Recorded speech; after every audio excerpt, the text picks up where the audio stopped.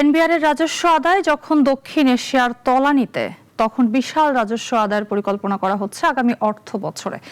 2026-27 অর্থ বছরে রাজস্ব আদায়ের লক্ষ্য নির্ধারণ করা হচ্ছে প্রায় 7 লাখ কোটি টাকা। এর মধ্যে এনবিআরকে আদায় করতে হবে 6 লাখ কোটি টাকার উপরে। বাকিটা অর্থমন্ত্রী অন্যান্য খাত থেকে আয় করতে চান। বিশ্লেষকরা বলছেন, এত বড় লক্ষ্য অবাস্তব, আর অন্যদিকে বেপরোয়া হয়ে পড়বে রাজস্ব প্রশাসন। সাইদ আরমানের রিপোর্টে আরো দেখুন বিস্তারিত। চলতি অর্থ বছরে জুলাই এপ্রিল 10 মাসে রাজস্ব প্রশাসন লক্ষ্যমাত্রা থেকে পিছিয়ে 1,04,000 কোটি টাকা। এনবিআর উল্লেখিত সময়ে আদায় করতে পেরেছে 3,27,000 কোটি টাকার কাছাকাছি। তবে এনবিআরের লক্ষ্যমাত্রা ছিল 4,30,000 কোটি টাকার কিছু বেশি। রাজস্ব আদায়ে এনবিআর দক্ষিণ এশিয়ার দেশগুলোতে তলানিতে, অদক্ষতা আর দুর্নীতিতে ধুঁকছে প্রতিষ্ঠানটি। তবে বছর যায় বাড়ে আদায়ের লক্ষ্য। 2026-27 অর্থ বছরে এনবিআর থেকে আদায়ের পরিকল্পনা 6,04,000 কোটি টাকা।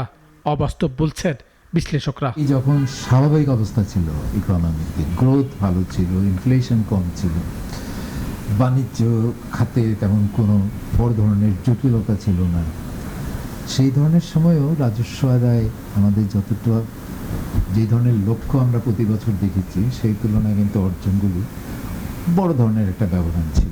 9,38,000 কোটি টাকা হতে পারে নতুন বাজেটের আকার। বিপরীতে রাজস্ব আদায়ের লক্ষ্য প্রায় 7 লাখ কোটি টাকা।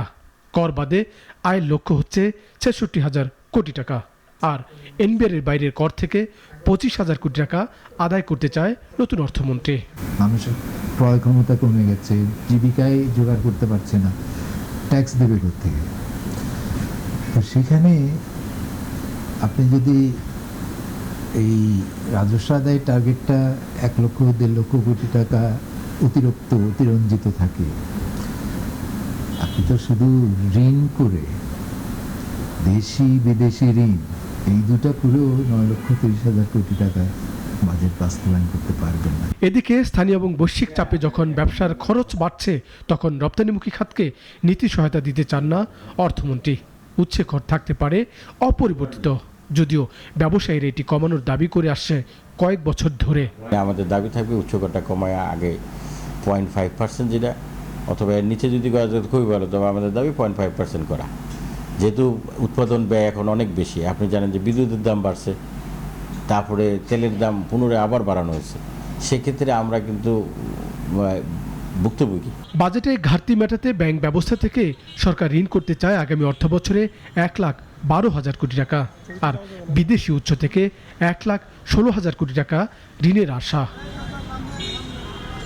সাইদ আরমান, নাগরিক, ঢাকা।